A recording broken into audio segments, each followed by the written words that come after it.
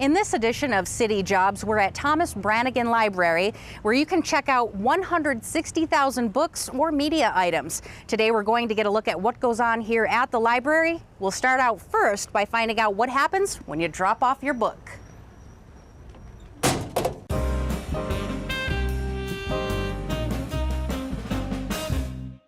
This morning we're here with Trinidad Hasso, who's going to explain to us what he does on a day-to-day basis here at the library.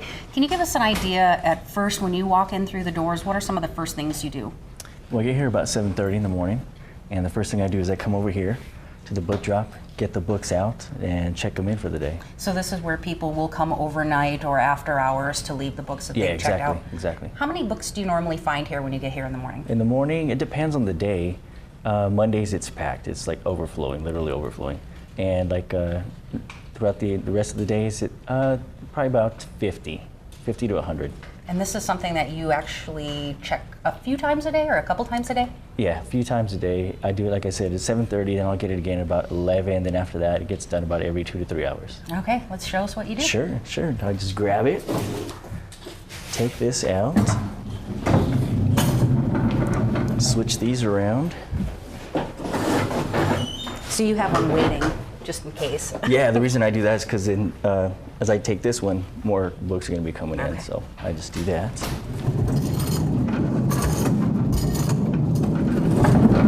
where are we taking these books? We're coming to the electronic book sorter over here. That's what I do. I just set it here, and I'll let you do this. Okay, what is it exactly that it's doing? It's going to check in the books for us. Okay, and we're right here at the front of the library, so this is where people, when they don't drop their books in the overnight drop, they can come here and do this themselves. People can just walk in and do this without putting them outside. Okay, so is there a way to feed it in? Yeah, what you want to do first is you want to hit whether you want it in English or Spanish. We'll go with English here. Okay, you got the green light, so just put it there. Does it just matter set it in which? there. Nope, that's fine like that. And you'll get the red light. When it turns green again, you grab the next one and put it in. Okay, so if you have it this way or this way, it doesn't matter, right? Does not matter. But I mean, some of the books obviously won't fit that way because they're too big, but pretty much all of them will fit.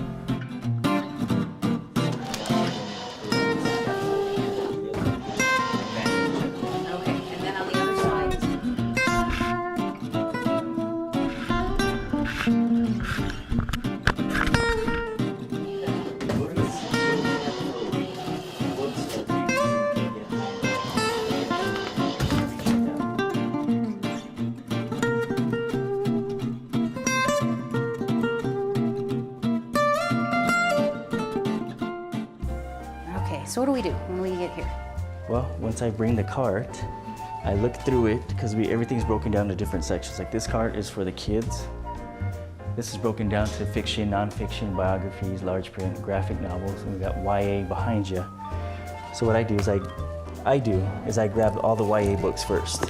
And what are you looking for when you say YA? Oh, there's a sticker right here. It says YA. Young adult. Oh, so they're easily identified. Oh yeah, definitely. Okay. YA, here's this is a kid's book, like a little kid right there, large print, obviously says large print. And that's about it. And then of course, I got the 3 decimal for nonfiction. And fiction, it just says fiction with the author's last name. Okay, so it just gets broken up into those different sections, goes onto different shelves. And then from here to here, how long does it take before they're back out on the library floor? It depends. Like you can see like right now, it's kind of a little bit backed up. So once I get all this stuff and that gets totally filled up, then that's when we start like taking all the G's and I go shelve them or all the nonfiction. If it's slow, I'll just put everything on a cart and just take it all at one time. And how many people actually do this during the day? Are you the only one that does it? I'm the only one. You are the guy. I'm here, and then there's a lady that comes in the evenings too. So.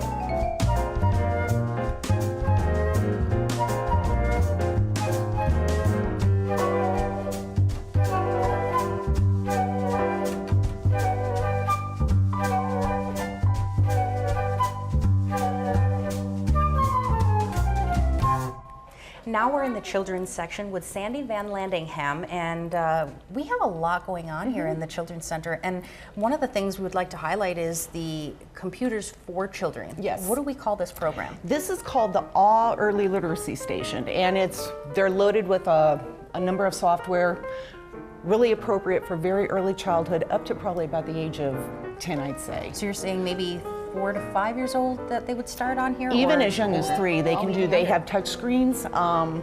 They're also bilingual, which is really nice. So you can toggle back and forth between English and Spanish if you'd like. You don't have to have a library card to work on these. All we ask is that you sign up at the desk, and that way we can keep account of how many kids we have. Every time I've been to the library, I've seen this area full. So this is a Oh very yeah, popular it is very program. popular. Yeah, that's why we have to run a sign-up list. But the kids get 30 minutes. Oh, they're Yeah. time limited? Yeah. Okay.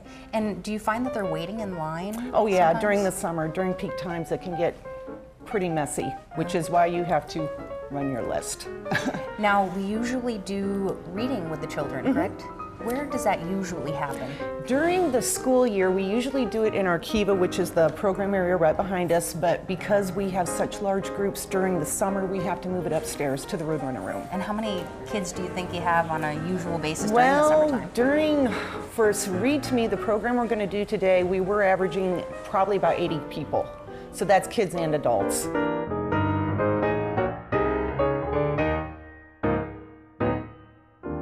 On an average day, about 1,000 books are checked into and out of the library, and about 1,000 visitors come to check out the books, magazines, or even use the computer lab. With about 40 employees here at the library, it seems things are running rather smoothly, whether they're helping people get library cards, check out books, or just getting more information. So if you haven't been to Branigan Library in a while, you might want to come on check out the friendly staff or check out a good book.